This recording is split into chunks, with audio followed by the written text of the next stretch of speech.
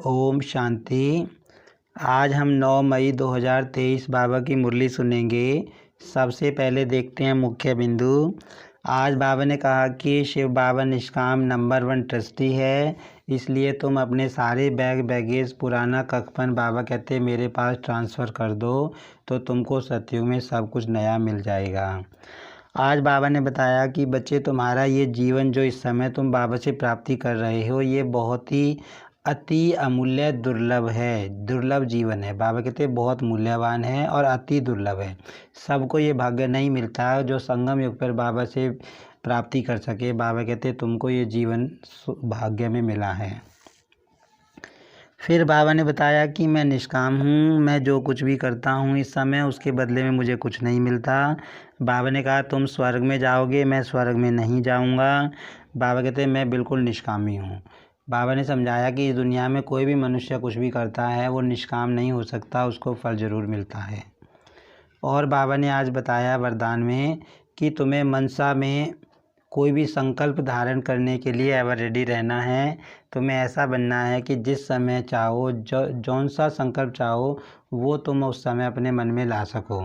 तो उससे बाबा ने कहा कि तुम संस्कार मिलाने और मिटाने की रास ब्राह्मण आत्माओं के साथ कर सकते हो, और संस्कार मिटाने और मिलाने में तुम एवर रेडी बन जाओगे। ओम शांति। अब सुनते हैं मुरली विस्तार से। आज की मुरली का सार है, मीठे बच्चे, शिव बाबा निष्काम नंबर 1 ट्रस्टी है, उसे तुम अपना पुराना बैगेज ट्रांसफ़र कर दो, तो सतयुग में तुम्हें सब नया मिल जाएगा। बाबा कहते तुम्हारे पास जो कुछ है इस समय सब बाबा के पास ट्रांसफ़र कर दो, जो भी पुराना कफन है, तो बाबा कहते तुमको सब कुछ नया सतयुग में मिल जाएगा।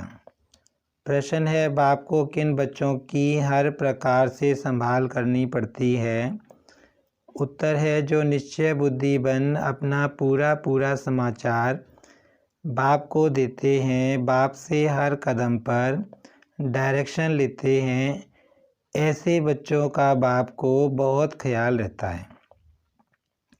बाबा कहते हैं जो बच्चे बाबा को अपना पूरा समाचार देते हैं और बाबा से हर काम में हर कदम पर राय लेते हैं, बाबा कहते बाबा भी ऐसे बच्चों का पूरा ख्याल रखते हैं। बाबा कहते मीठे बच्चे, कभी भी श्रीमत में संशय नहीं आना चाहिए। संशय में आया तो माया बहुत नुकसान कर देगी, तुम्हें लायक बनने नहीं देगी। बाबा कहते जो बाप की श्रीमत मिलती है उसके अंदर तुम्हें कभी भी डाउट नहीं होना चाहिए, कभी भी शक नहीं आना चाहिए, संशय नहीं आना चाहिए। आज की मुरली में गीत है, दर पर आए हैं। ओम शांति। मीठे मीठे सिक्की लदे बच्चों ने गीत सुना। बच्चे उनको कहा जाता है जो बाप के बनते हैं। बाप ने समझाया है यह अंतिम मर्जीवा जन्म जीते जी बाप का बनना है। बाबा कहते हैं ना कि ये तुम्हारा अंतिम जन्म है और मर्जीवा जन्म है, माना हम दुनिया को भूलकर बाबा को याद करते हैं, तो बाबा कहते हैं तुम मर्जीवा इस समय बन गए हो। यह तो बच्चे जानते हैं, श्रीमद् गाई हुई है, श्रीमद् भगवानुवाच। उस गीता में श्री कृष्ण का नाम डाल दिया है, परंतु पहले शिव बाबा, फिर ब्रह्मा, फिर श्री कृष्ण। तो श्रीमद् श्री कृष्ण की नहीं कहेंगे, वह दैवी गुणों से संपन्न है। किसी भी देहधारी मनुष्य को पतित पावन नहीं कहा जाता। अब बाबा कहते जो गायन है श्रीमत का, श्रीमद् भगवत, वो भगवान की श्रीमत है, शिव निराकार की मत है। बाबा कहते कृष्ण की नहीं है। बाबा कहते वो तो देहधारी देवता है ना। कोई भी देहधारी देवता या मनुष्य पतित पावन नहीं बन सकता, लेकिन शिव बाबा पतित पावन है। पतित सृष्टि को पावन बनाने आते हैं, पतित आत्माओं को पावन बनाने आते हैं और श्रीमत देते हैं संगम युग पर बच्चों को। पतितों को पावन बनाने वाला एक ही बाप है जिसकी श्रीमत पर तुम चल रहे हो। निराकार परमात्मा सभी धर्म वालों का पिता है। कृष्ण को सभी नहीं मानेंगे। बाबा कहते निराकार को सब मानेंगे। जो बाबा का 7 डेज कोर्स है उसमें भी दिखाया हुआ है कि हर धर्म की आत्मा कहीं ना कहीं परमात्मा को निराकार के रूप में मान रही है। नाम भले अलग अलग हैं, लेकिन बाबा के क्रिश्चियन को तो सब नहीं मानेंगे ना। क्रिश्चियन क्राइस्ट को फादर मानते हैं, न कि श्री कृष्ण को, क्योंकि क्रिश्चियन है क्राइस्ट की मुख्य वंशावली। शिव बाबा आकर तुमको अपना बनाते हैं, कहते हैं सिर हथेली पर रखकर बाप का बने हैं, उनके डायरेक्शन पर चलने के लिए। बच्चों को उन्हें मत देने की दरकार नहीं है, वह खुद मत देने वाला है। ऐसे नहीं, यह क्यों कहते नहीं, यह तो सब बच्चे हैं, शिव बाबा नामी ग्रामी है। बाबा कहते कि बच्चे बाबा को मत नहीं दे सकते, बाबा बच्चों को मत देंगे। वह जो मत देंगे, जो कुछ करेंगे राइट करेंगे। बाबा कहते भाई शिव बाबा जो भी हमें मुरली में मत देते हैं, श्रीमत देते हैं, जो कुछ भी कहते हैं हमारे कल्याण अर्थ कहते हैं, तो बाबा की श्रीमत में बाबा कहते शक नहीं आना चाहिए, डाउट नहीं होना चाहिए तुम्हें कि बाबा ऐसे क्यों कहते हैं, ऐसे क्यों कहते हैं। तो बाबा कहते हैं जो सदगति दाता है, जो सबको मत देने वाला है, वो तो राइट ही करेंगे ना। इस साकार ब्रह्मा से भी जो कुछ कराएंगे वह राइट ही होगा, क्योंकि करण करावन हार है। अब बाबा कहते ब्रह्मा के द्वारा भी कुछ भी कराऊंगा तो वो भी राइट होगा। उनको भी यह मत देते हैं कि यह करो।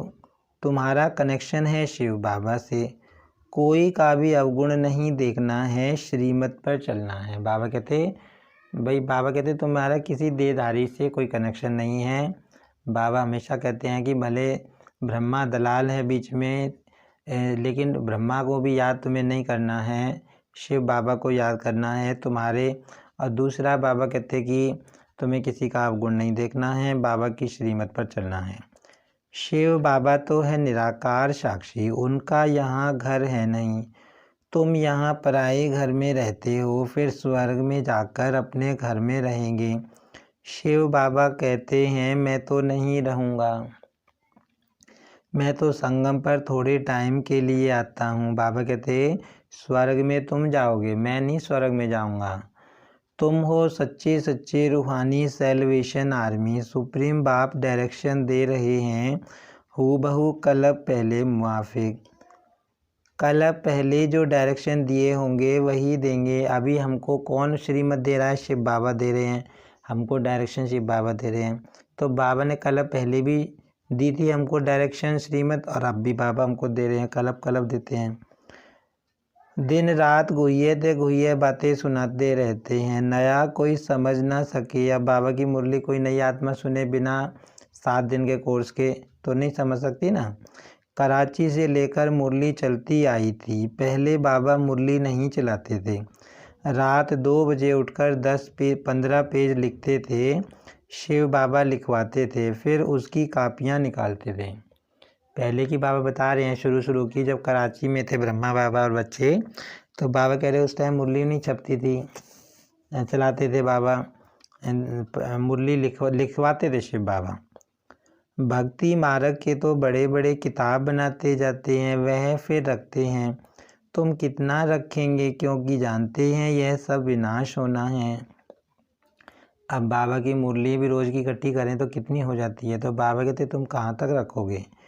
चित्र आदि भी थोड़े समय के लिए हैं, फिर यह दब जाएंगे, वहाँ न शास्त्र न चित्र रहेंगे। सतयुग में तो बाबा कहते ना शास्त्र होगा, ना कोई ये पूजा पाठ के चित्र होंगे। बाबा कहते फिर यह जो कुछ चल रहा है कल्प बाद फिर होगा। शास्त्र आदि द्वापर से शुरू होंगे, जिनके लिए बाप समझाते हैं इनसे परम धाम का रास्ता नहीं मिलता है। बाबा कहते हैं ना कि भक्ति मार्ग में भले कोई कुछ भी करे, शास्त्र पढ़े, पूजा पाठ कुछ भी करे, लेकिन मुझसे नहीं मिल सकता, परम धाम में जाने का रास्ता नहीं मिल सकता। ग्रंथ पहले बहुत छोटा था, दिन प्रतिदिन बड़ा बनाते जाते हैं। वास्तव में शिव बाबा की जीवन कहानी बड़ी बनानी चाहिए। तुम बच्चे बाप की जीवन कहानी जानते हो। बाप समझाते हैं मैं भक्ति मार्ग में क्या क्या करता हूँ। भक्ति मार्ग में भी इंश्योरेंस करता हूँ। ईश्वर अर्थ मनुष्य दान करते हैं, कहते हैं ना इसने ईश्वर अर्थ किया है तब साहूकार घर में जन्म लिया है। अब बाबा कहते भक्ति में भी मैं ही देता हूँ और भक्ति में भी इंश्योर मैं ही कराता हूँ, क्योंकि भक्ति मार्ग में आत्माएं कितना दान पुण्य करती हैं, ईश्वर अर्थ ही करती हैं। क्या समझती हैं कि अभी हम दान करेंगे तो परमात्मा के पास जमा होगा, जो हमें अगले जन्म में अब मिल जाएगा। और कहा भी जाता है कि इसने किसी आत्मा के बारे में कहा जाता है कि इसने ज़रूर कोई अच्छे कर्म या दान पुण्य किया होगा, जो इसको अच्छे धनवान के घर में जन्म लिया है। भक्ति में धर्मात्मा बहुत होते हैं। बाबा कहते हैं, मैं बच्चों को दूसरे जन्म में इसका अल्प काल के लिए फल देता आया हूँ। अच्छा व बुरा फल मिलता है ना, कितना बड़ा इंश्योरेंस हुआ। जो जैसे कर्म करते हैं उस अनुसार फल मिलता है। बाबा कहते हैं, जो आत्मा जैसे कर्म करती है वो इंश्योर हो जाते हैं, उसी के हिसाब से फिर अगले जन्म में उसको फल मिलता है। माया उल्टा कर्म कराती है जिससे तुम दुख पाते हो। अब मैं तुमको ऐसे कर्म सिखलाता हूँ जो कभी दुख नहीं होगा और वहाँ माया भी नहीं होती, तो जो जितना अपने को इंश्योर करें। अब बाबा हमें इस समय श्रीमत दे रहे हैं। श्रीमत के अकॉर्डिंग, मुरली के अकॉर्डिंग हम जो भी कर्म करते हैं वो श्रेष्ठ कर्म होते हैं। तो बाबा अभी हमें ऐसे कर्म करना सिखला रहे हैं। बाबा कहते हैं, जो इस समय भी हमको सुख देते हैं और इनके फल में सतयुग में तो हमको मिलेगा ही सुख। बाबा कहते हैं, वहाँ तो माया होती नहीं, दुख का नाम निशान नहीं। बाबा संगम युग पे आके हमको ऐसे कर्म सिखलाते हैं जो वहाँ पर दुख नहीं होगा। बाबा कहते हैं, तो बाबा कहते हैं, इस समय तुम जितना जो इंश्योर करोगे, जितना बाबा की मत पे चलोगे, उतना तुम्हारा जो है वहाँ प्राप्ति करोगे। शिव बाबा भी नंबर 1 ट्रस्टी हैं। दूसरे की आसक्ति जाती है। कोई ट्रस्टी किसका खाना खराब भी कर देते हैं। बाबा देखो कैसा ट्रस्टी है। कहते हैं, यह सब कुछ बच्चों के लिए है। तुम्हारा सारा कनेक्शन शिव बाबा से है। बाबा कहता है कि बाबा कह रहे हैं कि मैं ट्रस्टी हूँ। बाबा कहते हैं ना कि ये जो जितने भी आश्रम बने हैं, घर हैं, बाबा जो भी कराते हैं सब बच्चों का है। बाबा तो कुछ नहीं लेते। तुम्हारा सारा कनेक्शन शिव बाबा से है। बाप कहते हैं, मैं सच्चा ट्रस्टी हूँ। मैं खुद सुख नहीं लेता हूँ, बच्चों को सारी राजधानी दे देता हूँ। बाबा हमको कितना दे रहे हैं इस समय, उसके बदले में बाबा कुछ लेते थोड़ी ना है। बाबा तो स्वर्ग में भी नहीं जाते। यह बाबा भी कहते हैं, मैंने फुल इंश्योर कर लिया है। ब्रह्मा बाबा भी क्या कहते हैं कि मैंने तन मन धन पूरा इंश्योर कर लिया है। तन मन धन सब बाबा की सर्विस में है। सिंधी में एक कहावत है, हथ जिसका ही है पहला पुरुषों पहुँचे। दाता समान हाथ हैं तो वह पहला नंबर पहुँच जाते हैं। 2 मुट्ठी देते हैं तो महल मिलते हैं। देखो अभी मकान बना है, कोई ने 1 रुपया भेजा, हमारी ईंट लगा दो। अरे तुमको सबसे अच्छा महल मिलेगा क्योंकि तुम गरीब हो। मैं हूँ ही गरीब निवास, गरीब का 1 रुपया, साहूकार का 10,000। बाबा हमेशा कहते हैं कि मैं गरीब निवाज हूँ, अपने गरीब बच्चों को दान देने के लिए आता हूँ। बाबा कई बार कहते हैं दान गरीबों को किया जाता है। तो बाबा कहते हैं, इस समय गरीब 1 रुपया दे और साहूकार 10,000 दे, बराबर है दोनों का। बाबा कहते हैं, इस समय चावल मुट्ठी वाला जो गायन है कि बच्चे 1 रुपया देते हैं और बदले में उनको नई दुनिया में महल मिल जाते हैं। दोनों को एक ही मर्तबा मिल जाता है। साहूकार बहुत मुश्किल आते हैं। कन्याएं सबसे फ्री हैं। नंबर 1 देखो मम्मा गई, बाबा ने सब कुछ दिया, फिर भी पहले लक्ष्मी फिर नारायण। कितना वंडरफुल खेल है। अब मम्मा कोई धन नहीं लेके आई थी, मम्मा ने सिर्फ तन और मन लगाया। ब्रह्मा बाबा ने तन मन धन सब लिया लगाया, फिर भी बाबा कहते आगे मम्मा गई। लक्ष्मी का नाम पहले आता है ना, लक्ष्मी नारायण। तो बाबा समझा रहे हैं कितना वंडरफुल खेल है। कभी भी किसी बात में संशय नहीं होना चाहिए, जरा भी संशय नहीं लाना चाहिए। बाबा कहते हैं तुम्हें डाउट नहीं होना चाहिए बिल्कुल भी। बाबा की श्रीमत पे, बाबा पे, भगवान है नहीं है, मुरली बाबा की है कि नहीं है, तो ये इस तरह का कोई भी डाउट होना नहीं चाहिए। बहुत मीठा बनना है, कदम कदम पर श्रीमत लेनी है, नहीं तो माया बहुत नुकसान करा देती है। कितने बच्चों को डायरेक्शन देने पड़ते हैं। बाबा कहते हैं पूरा समाचार लिखो। बाबा हर प्रकार की संभाल करेंगे। बाबा क्या कहते हैं, जो मेरे सच्चे बच्चे हैं, जो पूरा समाचार मुझे देते हैं, बाबा कहते हैं मैं उनकी संभाल करता हूँ, उनकी केयर करता हूँ। बाबा को बहुत ख्याल रहता है कहाँ यह बच्चा चढ़ जाए, पढ़ाई पर पूरा ध्यान देना चाहिए। तो most beloved God fatherly student हो, भगवानुवाच भी गाया हुआ है, परंतु कृष्ण का नाम डाल दिया है। श्री कृष्ण भी सब मनुष्यों से ऊंचा ठहरा। मनुष्यों में तो सबसे ऊंचा कृष्ण ही है ना, देवी देवताओं में। फर्स्ट नंबर श्री कृष्ण का नाम देते हैं, नारायण का क्यों नहीं। श्री कृष्ण है छोटा सतो प्रधान। फिर युवा वृद्ध अवस्था होती है, बालक ब्रह्म ज्ञानी समान कहते हैं। बच्चे से पाप नहीं होता है। अब बाबा समझा रहे हैं कि जितना गायन कृष्ण का है इतना नारायण का क्यों नहीं है। हैं दोनों एक ही, कृष्ण का ही नाम नारायण हो जाता है स्वयंवर के बाद। तो बाबा बता रहे हैं कि जो कृष्ण है वो युवा बचपन की वो है अवस्था, और बचपन में तो बच्चे को तो महात्मा कहा जाता है, उसके अंदर कोई विकार नहीं होते, इसलिए बाबा कहते हैं उसकी महिमा है। श्री कृष्ण का भी जन्मदिन मनाते हैं। श्री कृष्ण को द्वापर में ले गए हैं, यह सब बाप ही समझाते हैं। इस समय तुम ब्राह्मण हो उत्तम, तुम हो ईश्वरीय संतान। सतयुग में ईश्वरीय संतान नहीं कहलाएंगे। बाबा कहते हैं अभी तुम किसके बच्चे बने हो, ईश्वरीय संतान बने हो, ईश्वर की संतान बने हो। सतयुग में नहीं कहलाएंगे हम ईश्वर की संतान, वहाँ तो देवताओं की संतान कहलाएंगे।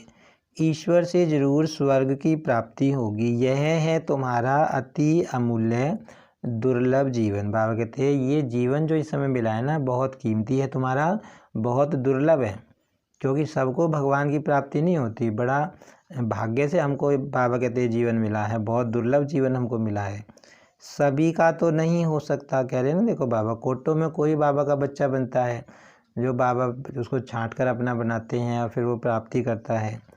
यह ड्रामा ही ऐसा बना हुआ है, जो कल्प पहले पढ़े थे वही अब पढ़ रहे हैं। बाबा कहते हैं जो पिछले कल्प में पढ़े थे बच्चे वही अब पढ़ रहे हैं। भगवान ने जरूर भगवान भगवती रचे हैं, परंतु उन्हों को हम भगवान भगवती कह नहीं सकते, क्योंकि गॉड इज वन। उस निराकार की सारी महिमा है, साकार की थोड़ी ही महिमा होती है। लक्ष्मी नारायण को निराकार ने ऐसा बनाया। अब लक्ष्मी नारायण को बनाने वाला कौन, परमात्मा। देवी देवताओं को बनाने वाला कौन, शिव बाबा। तो महिमा तो शिव बाबा की है ना, ऊंचे से ऊंचे।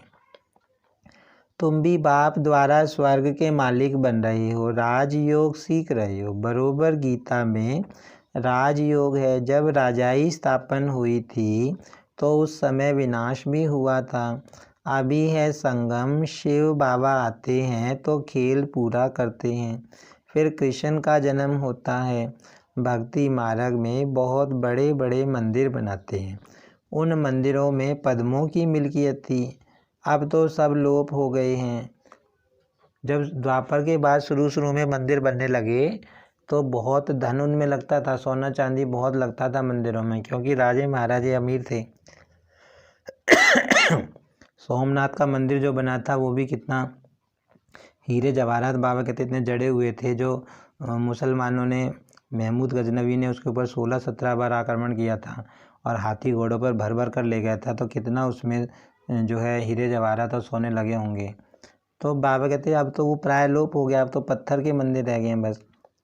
भक्ति मार्ग के शास्त्र पढ़ते पढ़ते, यात्रा करते करते, मंदिर बनाते बनाते, खर्चा करते करते भारत कंगाल बन पड़ा है। बाबा कहते हैं भक्ति करते करते, मंदिर बनाते बनाते, पूजा पाठ करते, शास्त्र पढ़ते पढ़ते भारत बिल्कुल क्या बन गया है, कंगाल बन गया है। पहले मुसलमानों ने लूटा, फिर अंग्रेज़ों ने लूटा, बाबा कहते कंगाल बन गया भारत। अभी तुम जैसे मास्टर नॉलेजफुल हो गए हो, बाप ज्ञान का सागर, आनंद का सागर ब्लिसफुल है, यह सब बाप की ही महिमा है। बाप कहते हैं भारत सबसे अच्छा तीर्थ स्थान है, परंतु श्री कृष्ण का नाम डालने से सारा मान खत्म कर दिया है, नहीं तो सब शिव के मंदिर में फूल चढ़ाते। अब बाबा कहते ऊंचे ते ऊंचा शिव बाबा आते भारत में, तो भारत की महिमा तो बहुत ऊंची होनी चाहिए।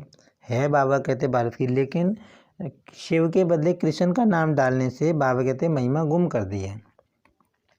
नहीं तो सब बाबा कहते कि सब समझ जाते हमारा बाप वो है, तो बाबा कहते फिर शिव के मंदिर पे फूल चढ़ाते। सबका सदगति दाता एक है, आधा कल्प तुम प्रारब्ध भोग नीचे आते जाते हो। सबको तमो प्रधान बनना ही है, तमो प्रधान माना पतित, तो बाबा कहते पतित तो सबको बनना ही है।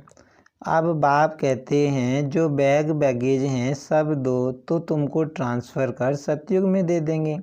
हम खुद तो नहीं लेते हैं, मनुष्य तो अपने लिए करते हैं, फिर कहते हैं हम निष्काम करते हैं, परंतु निष्काम तो कोई कर नहीं सकता, हर चीज़ का फल ज़रूर मिलता है। बाबा समझा रहे हैं कि इस समय बाबा जो भी करते हैं निष्काम होकर करते हैं, बाबा अभोक्ता हैं, उसके बदले में बाबा को कोई फल नहीं मिलता। लेकिन बाबा कहते हैं इस दुनिया में भले माँ बाप भी होंगे, इस दुनिया के शरीर वाले, उनको भी फल मिलता है, लेकिन बाबा निष्कामी हैं। बाबा ज्ञान सुनाते हैं, इस समय बच्चों के लिए करते हैं, उसके बदले में बाबा ना तो सतयुग में जाते हैं, ना उनको कोई फल मिलता है, बाबा अभोक्ता होते हैं, तो बाबा बिल्कुल निष्काम हैं। मैं तो तुम बच्चों को अविनाशी ज्ञान रतन देता हूँ, तुम्हारे लिए ही वैकुंठ लाता हूँ, बच्चों को सावरंटी का सोविनियर सौगात देता हूँ, तो वह लेने लिए लायक बनना चाहिए। बाबा कहते हैं जो मैं तुमको स्वर्ग की सौगात देने आया हूँ, तुम्हें उसके लायक बनना है, स्वर्ग का मालिक बनना है। हथेली पर बहिश्त मिलता है, सेकंड में जीवन मुक्ति, अर्थात सेकंड में बादशाही।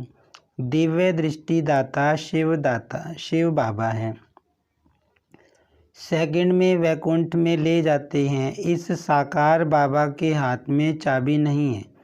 बाप कहते हैं मैं तुम बच्चों को राजाई देता हूँ, मैं राजाई नहीं करता हूँ। फिर तुम जब भक्ति मार्ग में जाएंगे तो तुमको दिव्य दृष्टि से बहलाऊंगा। कितना अच्छी रीति बाप समझाते हैं। अब भक्ति मार्ग में भी देने वाले बाबा ही हैं। भक्ति मार्ग में साक्षात्कार होता है या कोई फल मिलता है अल्पकाल का, वो भी शिव बाबा ही देते हैं। तो बाबा कहते हैं कि दिव्य दृष्टि से फिर मैं तुमको बहलाता हूँ भक्ति मार्ग में। बाबा कल्प के संगम पर एक ही बार आते हैं, बाकी इतने अवतार आदि सब गपोड़े हैं। यह शास्त्र हैं ही सब भक्ति मार्ग के, वह भी बनी बनाई बन रही, अब कुछ बननी नहीं। जो कुछ होता है ड्रामा में नूंद है, इसको साक्षी होकर देखो। बाबा कहते हैं जो कुछ भी चल रहा है ड्रामा में, तुम्हें उसको साक्षी होकर देखना है। बाबा बहुत अच्छी रीति समझाते हैं बच्चे, मैं तुम्हारा इंश्योर मैग्नेट हूँ, तुम्हारी एक पाई भी नहीं गवाता हूँ, कौड़ी से तुमको हीरे तुल्य बनाता हूँ। अब बाबा कहते हैं मैं तुम्हारा इंश्योर मैग्नेट हूँ, मतलब बाबा कहते हैं मैं तुम्हारा सब कुछ इंश्योर कर देता हूँ। जो कुछ भी बाबा के बच्चे भंडारी में डालते हैं, तन मन धन से जो भी लगाते हैं, सब बाबा के पास इंश्योर हो जाता है, वो बदले में मिलता है, सतयुग में मिलता है। बाबा कहते हैं इस समय भी मिलता है। तो बाबा कहते हैं मैं तुम्हारा सब कुछ इंश्योर करके वापस दे देता हूँ, कौड़ी से तुमको हीरे तुल्य बनाता हूँ। यह सब शिव बाबा करते हैं इनके द्वारा। करण करावनहार वह है, निराकार और निरंकारी वह है। गॉड फादर कैसे बैठ पढ़ाते हैं, ऐसे नहीं कहते हैं चरणों में पढ़ो। शिव बाबा ये तो नहीं कहते कि भी मेरे चरणों में पढ़ो। जैसे भक्ति मार्ग में आत्मा देवी देवताओं की मूर्तियों के चरण छूती हैं, तो बाबा कहते ऐसे तो नहीं। बाबा कहते बाप ओबीडियंट सर्वेंट है। बाप कहते हैं जिनको मालिक बनाया वह पहले बहुत सुख भोगते हैं, अब दुखी हुए हैं, सुख भी बहुत मिलता है। कोई धर्म को इतना सुख नहीं मिलता, ऐसे नहीं कह सकते कि भारतवासियों को क्यों, औरों ने क्या किया। अरे इतने ढेर मनुष्य हैं, सब तो नहीं आ सकते हैं, ड्रामा बना हुआ है। बाबा कहते कि जो बाबा के बच्चे हैं वो सतयुग में जाते हैं, सुख भोगते हैं, फिर वही दुखी होते हैं, मतलब उनका पार्ट है सतयुग में जाने का। तो बाबा कहते हैं ऐसे भी नहीं कोई कह सकता कि सिर्फ भारतवासी क्यों जाते हैं, बाकी आत्माएं क्यों नहीं जाती सतयुग में। तो ये ड्रामा बना हुआ है। बाबा कहते हैं भारत में ही आदि सनातन देवी देवता धर्म था। भगवान ने आकर सच्चा राजयोग सिखाया था। बाप कहते हैं मैं फिर आया हूँ। तुमने 84 जन्म पाठ बजाया, अब फिर से घर वापस जाते हैं। यह बहुत पुराना चोला हो गया है, सरप का मिसाल है।